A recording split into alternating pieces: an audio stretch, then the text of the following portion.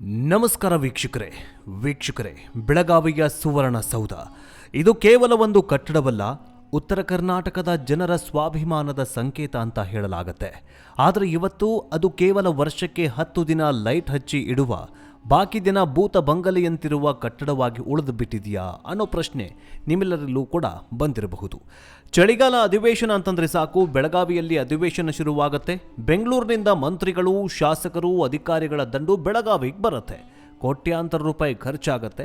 ಆದರೆ ಅಧಿವೇಶನ ಮುಗಿದು ಎಲ್ಲರೂ ವಾಪಸ್ ಹೋದ ಮೇಲೆ ಉತ್ತರ ಕರ್ನಾಟಕದ ಸಾಮಾನ್ಯ ಪ್ರಜೆಯ ಬದುಕು ಬದಲಾಯ್ತಾ? ಉತ್ತರ ಇಲ್ಲ ಅನ್ನೋದೇ ದೊಡ್ಡ ದುರಂತ. ಇವತ್ತಿನ ಈ ವಿಡಿಯೋದಲ್ಲಿ ನಾವು ಕೇವಲ ರಾಜಕೀಯ ಭಾಷಣ ಮಾಡೋದಿಲ್ಲ, ಅಂಕಿಅಂಶಗಳ ಸಮೇತ ಉತ್ತರ ಕರ್ನಾಟಕದ ರಿಯಾಲಿಟಿ ಏನು, ಯಾಕೆ ಇಲ್ಲಿನ ಸಮಸ್ಯೆಗಳು ಬಗೆಹರಿತಾ ಇಲ್ಲ, ಎಷ್ಟು ಜನ ಶಾಸಕರಿದ್ರೂ ಯಾಕೆ ಈ ಭಾಗ ಹಿಂದುಳಿದಿದೆ ಅನ್ನೋದನ್ನ ಎಳೆಯಾಗಿ ಬಿಚ್ಚಿಡಲಿದ್ದೇವೆ. ಬನ್ನಿ ಈ ಕಹಿ ಸತ್ಯವನ್ನ ಅರ್ಥ ಮಾಡ್ಕೊಳ್ಳೋಣ.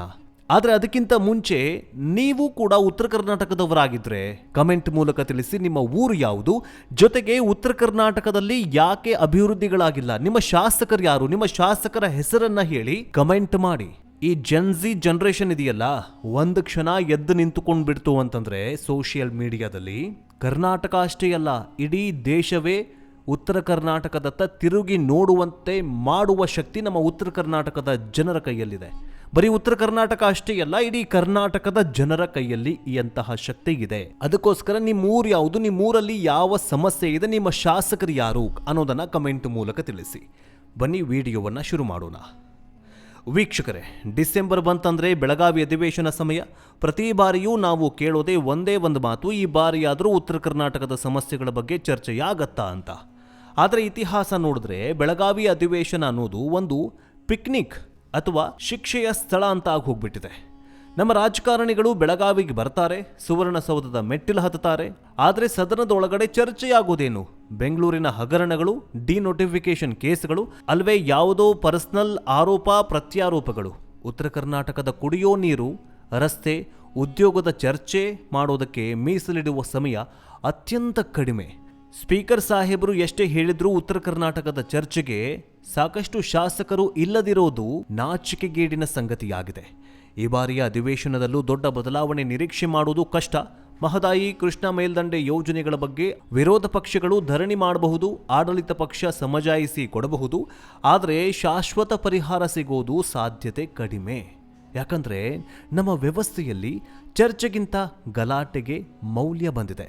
ಈಗ ನೋಡಿ, ಚರ್ಚೆ ನಡೀತಾ ಇದ್ರೆ ಈ ಮಾಧ್ಯಮದವರು ಕೂಡ ಅಷ್ಟೇ, ಚರ್ಚೆ ನಡೀತಾ ಇದ್ರೆ ಯಾರು ಕೂಡ ತೋರಿಸೋದಿಲ್ಲ. ಯಾವುದೇ ಒಬ್ಬ ಶಾಸಕ, ಅವನು ಆಡಳಿತ ಪಕ್ಷದವನೇ ಆಗಿರಬಹುದು ಅಥವಾ ವಿರೋಧ ಪಕ್ಷದವನೇ ಆಗಿರಬಹುದು, ಅವನೇನೋ ಒಂದು ಅಂಕಿಅಂಶಗಳನ್ನು ಹೇಳ್ತಾ ಇದ್ದಾನೆ, ಜನರಿಗೆ ತಲುಪಿಸುವ ಪ್ರಯತ್ನ ಮಾಡ್ತಾ ಇದ್ದಾನೆ, ಅಥವಾ ಸರ್ಕಾರಕ್ಕೆ ಮನದಟ್ಟು ಮಾಡುವ ಪ್ರಯತ್ನ ಮಾಡ್ತಾ ಇದ್ದಾನೆ ಅನ್ನೋದನ್ನು ತೋರಿಸೋದು ಮಾಧ್ಯಮಗಳು ಅವುಗಳನ್ನು ತೋರಿಸೋದಿಲ್ಲ. ಅದೇ ಗಲಾಟೆ ಆಗ್ತಾ ಇದೆ ಅಂತಂದ್ರೆ ಪಂಚ್ ಮಾಡಿಬಿಡ್ತಾರೆ. ಗಲಾಟೆ ಆಗ್ತಾ ಇದೆ ಸದನದಲ್ಲಿ, ಚಳಿಗಾಲ ಅಧಿವೇಶನದಲ್ಲಿ ಗಲಾಟೆಗಳಾಗ್ತಾ ಇದ್ದಾವೆ, ವಿಪಕ್ಷ ನಾಯಕದವರು ಆಡಳಿತ ಪಕ್ಷದವರ ಮೇಲೆ ಮುಗಿಬಿದ್ರು ಅನ್ನೋದನ್ನು ತೋರಿಸ್ತಾವೇ ಹೊರತು ಅಲ್ಲಿ ಆಗುವಂತಹ ಅತ್ಯಮೂಲ್ಯ ಚರ್ಚೆಗಳ ಬಗ್ಗೆ ಹೊರಗಡೆ ಬರೋದೇ ಇಲ್ಲ. ಹಾಗಾದ್ರೆ ಉತ್ತರ ಕರ್ನಾಟಕದ ಪ್ರಮುಖ ಸಮಸ್ಯೆಗಳಾವು? ಯಾಕ್ರಿ ಉತ್ತರ ಕರ್ನಾಟಕದ ಬಗ್ಗೆ ನೀವು ಇಷ್ಟೊಂದೆಲ್ಲ ಮಾತಾಡ್ತಾ ಇದ್ದೀರಾ, ಯಾಕೆ ಇಷ್ಟೊಂದು ಏನಾಗಿದೆ ಅಲ್ಲಿ ಅಂತ ನೀವೇನಾದ್ರೂ ಕೇಳಿದ್ರೆ ಬನ್ನಿ ಒಂದೊಂದೇ ನಿಮಗೆ ಬಿಡಿಸಿಳುವ ಪ್ರಯತ್ನವನ್ನ ನಾನು ಮಾಡ್ತೀನಿ. ಮೊದಲನೇದಾಗಿ ನೀರಾವರಿ ಮತ್ತು ಕುಡಿಯೋ ನೀರು. ಕೃಷ್ಣಾ ಮೇಲ್ದಂಡೆ ಯೋಜನೆ ಹಂತ 3 ಇಂದಿಗೂ ಪೂರ್ಣಗೊಂಡಿಲ್ಲ. ಆಲಮಟ್ಟಿ ಡ್ಯಾಮ್ ಎತ್ತರವನ್ನು 524 ಮೀಟರ್ಗೆ ಏರಿಸುವ ಸುಪ್ರೀಂ ಕೋರ್ಟ್ ತೀರ್ಪು ಬಂದು ವರ್ಷಗಳೇ ಕಳೆದರೂ ಇನ್ನೂ ಗೆಜೆಟ್ ನೋಟಿಫಿಕೇಶನ್ ಮತ್ತು ಪುನರ್ವಸತಿ ಕಾರ್ಯ ಬಾಕಿ ಇದೆ. ಮಹದಾಯಿ ನೀರು ಹಂಚಿಕೆ ವಿಷಯ ಕೇವಲ ಎಲೆಕ್ಷನ್ ಗಿಮಿಕ್ ಆಗಿದೆ ಹೊರತು ಮಲಪ್ರಭಾ ನದಿಗೆ ನೀರು ಹರಿದು ಬಂದಿಲ್ಲ. ಉತ್ತರ ಕರ್ನಾಟಕದ ಎಷ್ಟು ಹಳ್ಳಿಗಳಿಗೆ ಇಂದಿಗೂ ಬೇಸಿಗೆ ಬಂದರೆ ಟ್ರ್ಯಾಕ್ಟರ್ ನೀರೇ ಗತಿ. ಅದು ಯಾವುದೇ, ನಾನೀಗ ಪ್ರಶ್ನೆ, ಈಗ ಸಮಸ್ಯೆಗಳನ್ನು ಹೇಳಬೇಕಾದ್ರೆ ಯಾವುದೇ ಪಕ್ಷದ ಪರವಾಗಿ ಮಾತಾಡೋದಿಲ್ಲ, ಯಾವುದೇ ಪಕ್ಷದ ವಿರುದ್ಧವಾಗಿಯೂ ಕೂಡ ನಾನು ಮಾತಾಡೋದಿಲ್ಲ. ಯಾಕಂತಂದರೆ ಇಬ್ಬರು ಕಳ್ರೆ, ಇಬ್ಬರು ಅವರೇ. ಅದಕ್ಕೆ ನಾನು ಒಂದು ಆಸೆ ಇದೆ, ಏನಂತಂದರೆ ಈ ಪ್ರಧಾನಿ ನರೇಂದ್ರ ಮೋದಿ ಅವರನ್ನೇ ಈ ಉತ್ತರ ಕರ್ನಾಟಕದ ಮೇನ್ ಅವರನ್ನ ನೋಡಿಕೊಳ್ಳೋ ಹೆಡ್ ಆಫ್ ಡಿಪಾರ್ಟ್ಮೆಂಟ್ ಅಂತ ಹೇಳ್ತೀವಲ್ಲ, ಬರೀ ಪ್ರಧಾನಿ ಮೋದಿ ಅವರು ಬರೀ ದೇಶವನ್ನು ನೋಡೋದಷ್ಟೇ ಅಲ್ಲ, ಉತ್ತರ ಕರ್ನಾಟಕವನ್ನೇನಾದರೂ ಅವ್ರು ನೋಡಿದ್ರು ಅಂತಂದರೆ ಒಂದೇ ತಿಂಗಳಲ್ಲಿ ಉತ್ತರ ಕರ್ನಾಟಕ ಸಿಂಗಪುರ್ ಆಗುತ್ತೆ. ಇದ್ರ ಬಗ್ಗೆ ನಿಮ್ಗೆ ಏನು ಅನಿಸುತ್ತೆ ಕಮೆಂಟ್ ಮೂಲಕ ತಿಳಿಸಿ. ಮುಂದಿನ ಸಮಸ್ಯೆ ಏನಂತ ನೋಡ್ತಾ ಹೋಗೋದಾದರೆ ಕೃಷಿ ಮತ್ತು ಬೆಳೆ ಹಾನಿ. ಇಲ್ಲಿನ ರೈತರು ಅತಿವೃಷ್ಟಿ ಮತ್ತು ಅನಾವೃಷ್ಟಿ ಎರಡಲ್ಲೂ ಕೂಡ ನಲುಗಿ ಹೋಗ್ತಾರೆ. ಪ್ರವಾಹ ಬಂದರೆ ಕೃಷ್ಣೆ ಭೀಮೆ ಅಕ್ಕಪಕ್ಕದ ಹೊಲಗಳೆಲ್ಲವೂ ಕೂಡ ಮುಳುಗಡೆಯಾಗತ್ತೆ. ಮಳೆ ಹೋದರೆ ಬರಗಾಲ. ಕಬ್ಬು ಬೆಳೆಗಾರರ ಬಾಕಿ ಪಾವತಿ ಹಣ ಮಾಡಿಕೊಳ್ಳೋದಕ್ಕೆ ಪ್ರತಿ ವರ್ಷ ಸುವರ್ಣಸೌಧದ ಮುಂದೆ ಧರಣಿ ಕೂಡಬೇಕಾಗತ್ತೆ. ಬೆಂಬಲ ಬೆಲೆ ಘೋಷಣೆಯಾಗತ್ತೆ, ಆದರೆ ಖರೀದಿ ಕೇಂದ್ರಗಳು ಸರಿಯಾದ ರೀತಿಯಲ್ಲಿ ಸರಿಯಾದ ಸಮಯಕ್ಕೆ ಇವೆಲ್ಲವೂ ಕೂಡ ಸಮಸ್ಯೆಗಳು, ರೈತರ ಸಮಸ್ಯೆಗಳಿವೆಲ್ಲ. ಇನ್ನು ಮೂಲ ಸೌಕರ್ಯ ಮತ್ತು ರಸ್ತೆಗಳು. ಹುಬ್ಬಳ್ಳಿ ಧಾರವಾಡ ಮತ್ತು ಬೆಳಗಾವಿ ಬಿಟ್ಟರೆ ಉತ್ತರ ಕರ್ನಾಟಕದ ಬೇರೆ ಜಿಲ್ಲೆಗಳ ರಸ್ತೆಯೇ ಸ್ಥಿತಿ ನೋಡಿದ್ರೆ ಅಯ್ಯೋ ಅಂತ ಅನಿಸದೇ ಇರೋದಿಲ್ಲ. ಈ ಗದಗ, ಕೊಪ್ಪಳ, ರಾಯಚೂರು, ಯಾದಗಿರಿ ಭಾಗದ ಗ್ರಾಮೀಣ ರಸ್ತೆಗಳು ಇಂದಿಗೂ ಕೂಡ ಸುಧಾರಿಸಿಲ್ಲ. ಸ್ಮಾರ್ಟ್ ಸಿಟಿ ಹೆಸರು ಹೇಳಿಕೊಂಡು ಒಂದಿಷ್ಟು ಕಾಂಕ್ರೀಟ್ ರಸ್ತೆಗಳಾಗಿವೆ ಹೊರತಾಗಿ ಚರಂಡಿ ವ್ಯವಸ್ಥೆ ಮತ್ತು ಕುಡಿಯೋ ನೀರಿನ ಸರಬರಾಜು ವ್ಯವಸ್ಥೆ ಹಳೇ ಕಾಲದ್ದೇ ಆಗಿದೆ. ಈ ಬೆಳಗಾವಿ ಏನಾಗಿದೆ ಅಂತಂದರೆ, ಬೆಳಗಾವಿ ಜಿಲ್ಲೆಯನ್ನು ಒಡೆದ್ರೆ ಮಾತ್ರ ಅಭಿವೃದ್ಧಿ ಆಗಬೇಕು, ಅಭಿವೃದ್ಧಿ ಆಗತ್ತೆ ಅನ್ನುವಂತಹ ಒಂದು ಮಾತಿದೆ. ಅದರಲ್ಲಿ ಚಿಕ್ಕೋಡಿ ಜಿಲ್ಲೆಯಾಗಬೇಕು ಅನ್ನುವಂತಹದ್ದು ಕೂಡ ಇದೆ. ಯಾಕೆ ಈ ಬೆಳಗಾವಿ ಒಡಿಬೇಕಂತಂದರೆ 28 ವಿಧಾನಸಭಾ ಕ್ಷೇತ್ರಗಳಿದ್ದಾವೆ. 28 ವಿಧಾನಸಭಾ ಕ್ಷೇತ್ರಗಳಲ್ಲಿ ಬೆಳಗಾವಿ ಸಿಟಿ ಮಾತ್ರ ಸಖತ್ತಾಗಿದೆ, ಚೆನ್ನಾಗಿದೆ. ಅಲ್ಲಿನ ರೋಡ್ಗಳು ಸೂಪರ್ ಆಗಿದ್ದಾವೆ. ಈ ರಾಜಕೀಯ ನಾಯಕರು ಈ ಬೆಳಗಾವಿ ಅಧಿವೇಶನದ ಟೈಮಲ್ಲೋ ಅಥವಾ ಮತ್ತೊಂದು ಮಗದೊಂದರಲ್ಲೋ ಬರೀ ನಗರಕ್ಕೆ ಬಂದು ಹಾರು ಹೋಗಿಬಿಡ್ತಾರೆ. ಯಾಕಂತಂದರೆ ಬೆಳಗಾವಿಯಲ್ಲಿ ಏರ್ಪೋರ್ಟ್ ಇದೆ. ಏರ್ಪೋರ್ಟ್ಗೆ ಹೋಗೋದು ಬರೋದು ಹಾದಿ ಇದೆಯಲ್ಲ, ಸಖತ್ತಾಗಿದೆ. ಶಾಸಕರು ಮಂತ್ರಿಗಳು ಏನು ತಿಳ್ಕೊಳ್ತಾರಂತಂದರೆ, ಬೆಳಗಾವಿ ಉತ್ತರ ಕರ್ನಾಟಕ ತುಂಬ ಚೆನ್ನಾಗಿದೆ ಅಂತ ತಿಳ್ಕೊಂಡ್ಬಿಡ್ತಾರೆ. ನಿಮಗೆಲ್ಲ ಗೊತ್ತಿರಬಹುದು ವೀಕ್ಷಕರೇ, ಈ ಶಾಸಕರು, ಮಂತ್ರಿಗಳು, ಮುಖ್ಯಮಂತ್ರಿಗಳು, DCMಗಳು ಇವರೆಲ್ಲ ಒಂದು ಕುಗ್ರಾಮಕ್ಕೋ ಮತ್ತೊಂದು ಮಗದೊಂದು ಗ್ರಾಮಗಳಿಗೆ ಯಾವತ್ತೂ ಯಾವುದೇ ಕಾರ್ಯಕ್ರಮಗಳನ್ನು ಅಟೆಂಡ್ ಮಾಡೋದಿಲ್ಲ. ಯಾಕಂತಂದರೆ ಇಲ್ಲಿ ಹೋಗೋದಕ್ಕೆ ರಸ್ತೆಗಳೇ ಇಲ್ವಲ್ಲ. ಎಲ್ಲ ಬೇರೆ ಬೇರೆ ದೊಡ್ಡ ದೊಡ್ಡ ನಗರಗಳಲ್ಲಿ ಮಾತ್ರ, ನೀವೆಲ್ಲ ನೋಡಿರಬಹುದು, ಬೇರೆ ಬೇರೆ ದೊಡ್ಡ ದೊಡ್ಡ ನಗರಗಳಲ್ಲಿ ಮಾತ್ರ ಇವರೆಲ್ಲ ಕಾರ್ಯಕ್ರಮಗಳನ್ನು ಹಮ್ಮಿಕೊಳ್ತಾರೆ. ಯಾಕಂತಂದರೆ ಎಲ್ಲ ರೋಡ್ ವ್ಯವಸ್ಥೆ ಸರಿಯಾಗಿರುತ್ತೆ. ಅದೇ ಒಂದು ಕುಗ್ರಾಮಕ್ಕೆ ಕುಮಾರಸ್ವಾಮಿಯವರು ಈ ಒಂದು ವಿಚಾರದಲ್ಲಿ ತುಂಬ ನೆನಪಾಗ್ತಾರೆ. ಕಾರಣ ಅವರು ಗ್ರಾಮ ವಾಸ್ತವ್ಯ ಅನ್ನುವಂತಹ ಒಂದು ಕಾರ್ಯಕ್ರಮವನ್ನು ಮಾಡ್ತಾರೆ. ಆ ಗ್ರಾಮ ವಾಸ್ತವ್ಯನೂ ಕೂಡ ಹಾಳಾಗೋಯ್ತು, ಎಲ್ಲವೂ ಕೂಡ ಹಾಳಾಗೋಯ್ತು. ಒಂದು ಕುಗ್ರಾಮದಲ್ಲಿ ಒಂದು ದಿನ ರಾತ್ರಿ ಅಥವಾ ಒಂದು ದಿನ ನೀವು ಎಲ್ಲ ಶಾಸಕರನ್ನು 528 ಶಾಸಕರನ್ನು ಪ್ರತಿದಿನ ಒಂದೊಂದು ತಮ್ಮ ಕ್ಷೇತ್ರಗಳಲ್ಲಿ ಒಂದೊಂದು ದಿನ ಗ್ರಾಮಗಳಿಗೆ ಹೋಗಿ ಬನ್ನಿ, ಒಂದು ವಿಸಿಟ್ ಮಾಡಿ ಅಂತಂದರೆ ಸಾಕು. ಯಾಕೆ ಸಮಸ್ಯೆಗಳು ಸರ್ಕಾರದ ವಿಧಾನಸೌಧವನ್ನು ಘರ್ಜಿಸುವುದಿಲ್ಲ? ವಿಧಾನಸೌಧ ತನಕ ಯಾಕೆ ಮುಟ್ಟೋದಿಲ್ಲ? ನೋಡೋಣ. ಇನ್ನು ಆರೋಗ್ಯ ಮತ್ತು ಶಿಕ್ಷಣ. ಕಲ್ಯಾಣ ಕರ್ನಾಟಕ ಭಾಗದಲ್ಲಿ ಅಂದರೆ ಹೈದರಾಬಾದ್ ಕರ್ನಾಟಕದ ಭಾಗದಲ್ಲಿ ಅಪೌಷ್ಟಿಕತೆ ಇಂದಿಗೂ ಕೂಡ ದೊಡ್ಡ ಪಿಡುಗಾಗಿದೆ. ನಾವೆಲ್ಲ 5G 6G, ನೀವು ಬೆಂಗಳೂರಿಗರೆ ನೀವು ಇದನ್ನು ನೋಡ್ತಾ ಇದ್ರೆ ಅಥವಾ ಈ ದೊಡ್ಡ ದೊಡ್ಡ ಸಾಫ್ಟ್ವೇರ್ ಇಂಜಿನಿಯರ್ಗಳ ನೀವು ನೋಡ್ತಾ ಇದ್ರೆ ನಿಮಗೆ ಆಶ್ಚರ್ಯವಾಗಬಹುದು. ಕಲ್ಯಾಣ ಕರ್ನಾಟಕ, ಬೇರೆ ಬೇರೆ ದೇಶಗಳೆಲ್ಲ ಕಲ್ಯಾಣ ಕರ್ನಾಟಕದ ಭಾಗದಲ್ಲಿ ಅಪೌಷ್ಟಿಕತೆ ತಾಂಡವವಾಡ್ತಾ ಇದೆ. ಇನ್ನೂ ಕೂಡ ಅಪೌಷ್ಟಿಕತೆಯಿಂದ ಮಕ್ಕಳು ಸಾಯ್ತಾ ಇದ್ದಾರೆ. ರಾಯಚೂರು, ಯಾದಗಿರಿಯಲ್ಲಿ ಸರಿಯಾದ ಸೂಪರ್ ಸ್ಪೆಷಾಲಿಟಿ ಆಸ್ಪತ್ರೆಗಳಿಲ್ಲದೆ ಜನ ಹೈದರಾಬಾದು ಅಥವಾ ಸೊಲ್ಲಾಪುರಕ್ಕೆ ಹೋಗಬೇಕಾದ ಸ್ಥಿತಿ ಇದೆ. ಬರೀ ಇವಷ್ಟೇ ಅಲ್ಲ, ಬೆಳಗಾವಿಯಲ್ಲೇ ಅಷ್ಟೇ. ಬೆಳಗಾವಿಯಲ್ಲಿ ಸರಿಯಾದ ಆಸ್ಪತ್ರೆಗಳ ವ್ಯವಸ್ಥೆ ಇಲ್ಲ. ಎಲ್ಲ ಇದ್ರೂ ಕೂಡ ದೊಡ್ಡ ದೊಡ್ಡ ಖಾಸಗಿ ಆಸ್ಪತ್ರೆಯವರು ಯಮರೂಪಿ ಆಸ್ಪತ್ರೆಗಳಾಗಿ ಹೋಗ್ಬಿಟ್ಟಿದ್ದಾವೆ. ಈ ಕಡೆ ಆ ದೊಡ್ಡ ದೊಡ್ಡ ಆಸ್ಪತ್ರೆಗಳಿಗೆ ನಾವೇನಾದರೂ ಪೇಷಂಟ್ನ ತೊಗೊಂಡು ಹೋದರೆ ದುಡ್ಡು ಖಾಲಿ, ಮನುಷ್ಯನ ಜೀವವೂ ಖಾಲಿಯಾಗಿ ಹೋಗ್ಬಿಡತ್ತೆ. ಅಂಥ ಪರಿಸ್ಥಿತಿಯಲ್ಲಿ ನಮ್ಮ ಉತ್ತರ ಕರ್ನಾಟಕ ಇದೆ.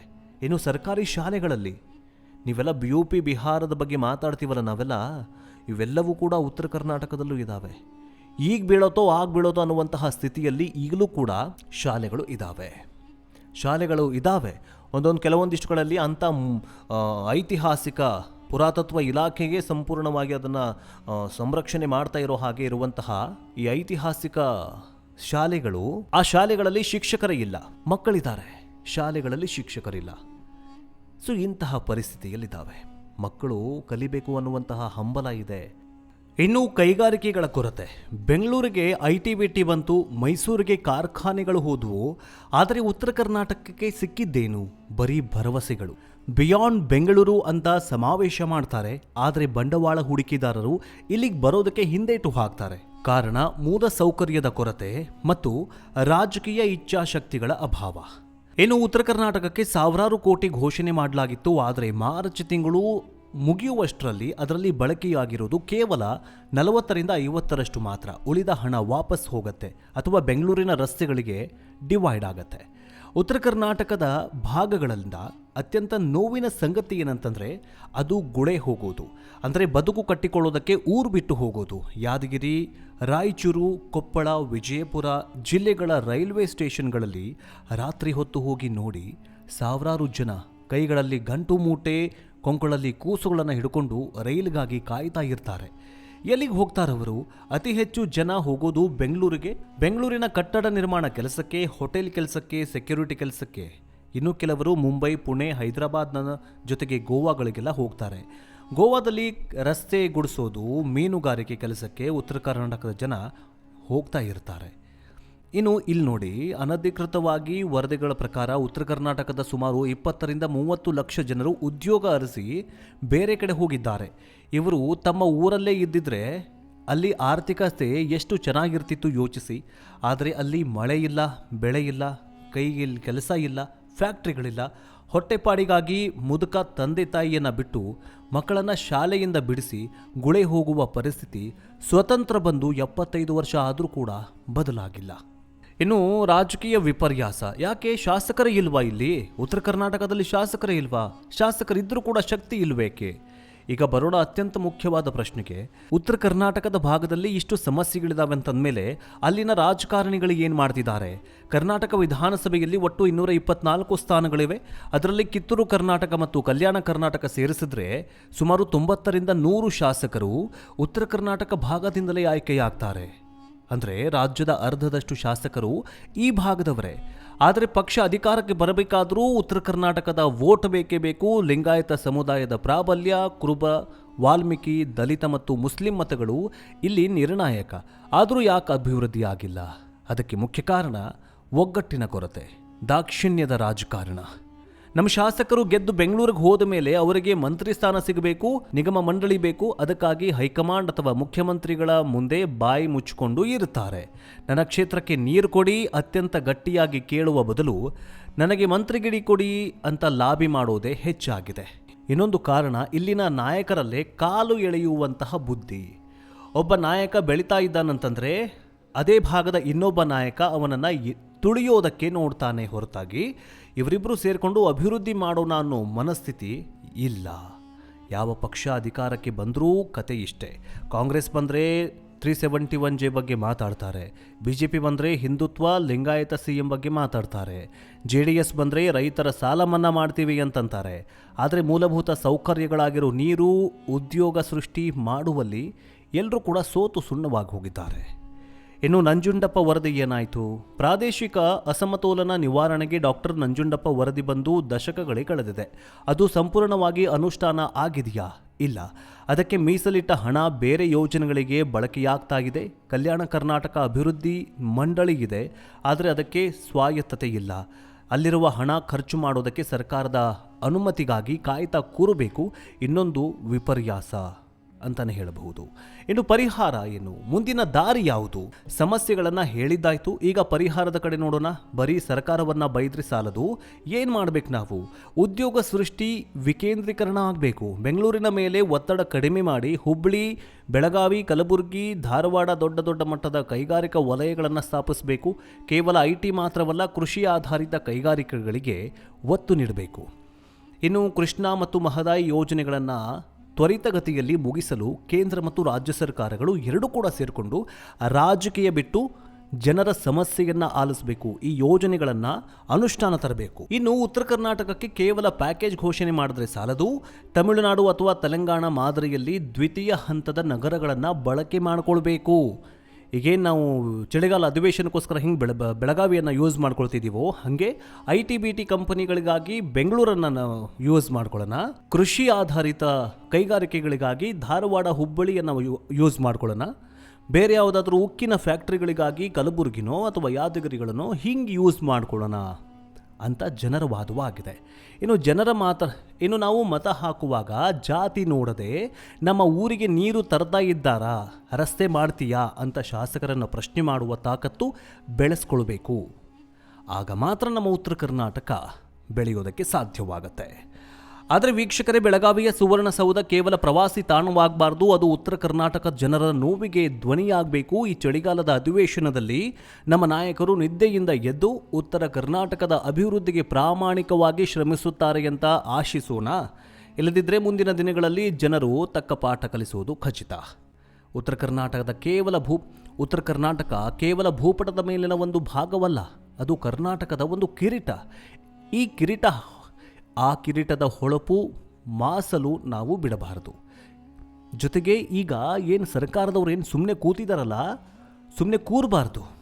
ಅವರನ್ನು ನಿದ್ದೆಯಿಂದ ಎಬ್ಬಿಸಬೇಕಾದಂತಹ ಕರ್ತವ್ಯ ನಿಮ್ಮೆಲ್ಲರದಾಗಿದೆ.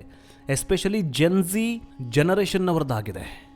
ಯಾಕಂತಂದರೆ ಈಗ ನಿಮ್ಮೂರು ಯಾವುದು, ನಿಮ್ಮ ಶಾಸಕರ ಹೆಸರೇನು ಅಂತ ಕೇಳಿದಾಗ ನೀವು ಕಮೆಂಟ್ ಮಾಡಬಹುದು. ಆದರೆ ಆ ಕಮೆಂಟ್ಗಳು ನಿಮ್ಮ ಶಾಸಕರಿಗೋ ಅಥವಾ ಸರ್ಕಾರಕ್ಕೆ ತಲುಪುವ ರೀತಿಯಾಗಿ ಕಮೆಂಟ್ ಮಾಡಿ. ಆಗ ಮಾತ್ರ ನಿಮ್ಮೆಲ್ಲರ ಸಮಸ್ಯೆಗಳು ನಿವಾರಣೆಯಾಗತ್ತೆ. ನೋಡೋಣ ಯಾರ್ಯಾರು ಏನೇನು ಸಮಸ್ಯೆಗಳನ್ನು ಹೇಳ್ಕೊಳ್ತಾರೆ, ಯಾರು ಬೆಸ್ಟ್ ಕಮೆಂಟ್ ಮಾಡ್ತಾರೆ, ಜೊತೆಗೆ ಯಾರ ಕಮೆಂಟು ಸರ್ಕಾರದವರೆಗೂ ಅಥವಾ ಚಳಿಗಾಲ ಅಧಿವೇಶನದವರೆಗೂ ತಲುಪಿಸುವ ಪ್ರಯತ್ನವನ್ನು ನಾವು ಮಾಡ್ತೀವಿ. ತಪ್ಪದೆ ನೀವು ಕೂಡ ಕಮೆಂಟ್ ಮಾಡಿ, ನಿಮ್ಮ ಶಾಸಕರ ಹೆಸರನ್ನು ಕೂಡ ಕಮೆಂಟ್ ಮಾಡಿ, ನಿಮ್ಮ ಕ್ಷೇತ್ರ ಯಾವುದು ಅಂತ ಕಮೆಂಟ್ ಮಾಡಿ. ನೆಕ್ಸ್ಟ್ ಎಪಿಸೋಡ್ನಲ್ಲಿ ಮತ್ತೆ ಭೇಟಿಯಾಗೋಣ. ಜೈ ಹಿಂದ್, ಜೈ ಕರ್ನಾಟಕ, ಜೈ ಸನಾತನ.